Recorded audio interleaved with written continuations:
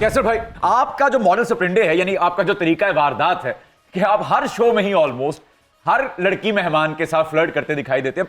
किसी ने कभी कैमरे के पीछे कोई इतराज किया हो, कोई शपथ रसीद कर दी हो? नहीं, ऐसा कुछ नहीं है। आपको तो पता है, आप इस साजिश का हिस्सा हैं। मैं आज बताना चाहूंगा सबको कि आपने काम खराब किया मेरा। मतलब हमने एक शो करते थे, उसमें एक मरतबा वैसे गेस्ट को बोल दिया, तो वो एपिसोड चला, लोगों ने बड़ा अप्रिशिएट किया उस चीज़ को, पसंद किया। उसमें माशाल्लाह आप मैं बहुत शुक्रिया। तो फिर वो एक मरतबा ऐसा हुआ कि हम जब करने शुरू हो गए, जो भी लड़की आ रही है, हमारी गेस्ट आ रही है, मैं बोलता था, पसंद किया जाता था। फिर एक मरतबा डिसाइड हुआ कि अब नहीं करेंगे। मैं चाहता था कि नहीं करें, क्योंकि लोग कोई बुरा, बस यहाँ तक तो लोगों ने टर्की तो बोल दिया। अब मैं कितनी देर से इधर आया हूँ आपके पास, मैंने फलक की तरह एक दो मरतबा देखा है। तो मेरी पांजी तो फुर्सत मिलेगी। कैसर साहब, उन औरतों का इंतकाम लैन लई ਇਹ ਬਾਜੀ ਚੁਣ ਚੁਣ ਤੁਹਾਡੇ ਕੋਲ ਭਾਈ ਹੈ। ਤੁਸੀਂ ਇੰਤਕਾਮ ਲੈ ਸਕਦੇ ਜੀ, ਤੁਸੀਂ ਸਦਕਾ ਖਰਾ ਲੈ ਸਕਦੇ ਤੇ इंतकाम भी ले सकते हैं।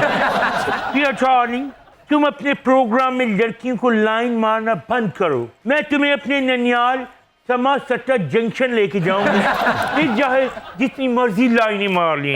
तू लैला मार रहे होना, उतो ट्रेन ने लंघ जाना। ट्रेन तबाह जानी, इनू कुछ नहीं होना।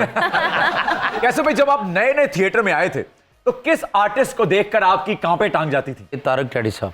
ओके। बड़े वो, उनसे डर लगता था काम करना उनके साथ। लेकिन मैं नया नया आया था, लेकिन उन्होंने मुझे गाइड बहुत सबने किया है। क्या बात। मैंने बातें लिखनी शुरू की कॉमेडियंस की। अमानुल्लाह साहब मैंने याद किए, अल्लाह उनको जन्नत में आला मुकाम। मस्ताना साहब की बातें याद की, बब्बू साहब के एक्सप्रेशन। और जो आज मैं ये कहना चाहूँगा लाजमी, और अल्लाह को हाजिर नाज़िर जान के, अगर मैंने किसी को थिएटर में कॉपी किया ना, तो वो जवाद वसीम साहब है। क्योंकि मुझे इनका काम बहुत अच्छा लगने लग गया। ये बोल मुझे खुशी दे मौके दे भी कभी दे मौके, मैं किसी का भी जो को देखता हूँ मैं हाथ पे लिख लेता था। ओके। हाथ पे मुकम्मल हो गया, बाजू मुकम्मल, पाँव पे लिख लेता था, फिर घर जाके फीड करता था पेपर पे। अब जो भी कोई थिएटर पे मुझसे कहता है एडा बेवकूफ, मैं शुरू हो जाता था। थिएटर पे कितनी जुगते हैं वैसे? 335 जुगते हैं मुस्तामिल, आपको कितनी याद है? मुस्तामिल निकाल के बाकी सारे याद हैं।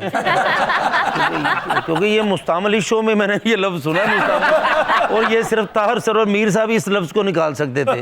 मैं अयूब खावर साहब के साथ भी रहता, उनको भी पता नहीं मुस्तामिल का पता, लेकिन उनको सब कुछ पता है। वो तो जी गुरु आदमी है ना? क्या बात है। तो मुझे शो कोई नहीं मिल रहा था, कोई शो नहीं।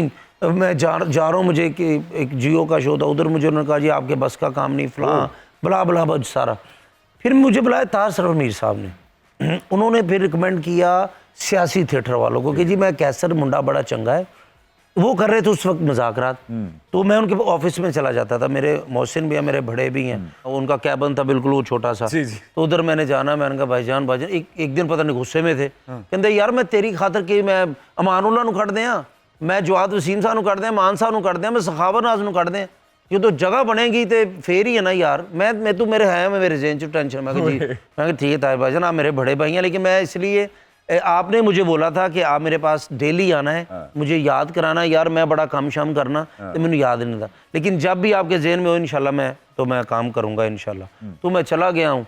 उसके बाद इन्होंने को फ़ोन किया, वसी शाह साहब का उनको फ़ोन आया, कोई लड़का चाहिए। तो इन्होंने फिर कहा कि उन्होंने कहा जी जरा सानू खपांदा इन्हों दे दिया। लेकिन वो मुझे कहा कैसे रुपया को कर लो। फिर वो उधर मैं गया हूँ, फिर उन्होंने इनको फ़ोन किया कि यार सानू यही बंदा चाहिए। तो वसीला मेरे उस वक्त अल्लाह ज़िंदगी दे ताहिर सरवर मीर साहब मेरे बड़े भाई हैं। अभी भी मैं कोई ज़िंदगी में कोई मशवरा जब करना होता है तो मैं ज़रूर उनको फ़ोन करता हूँ, और मुझे बड़ी खुशी होती है उनसे बात करके। क्या बात, वाह भाई।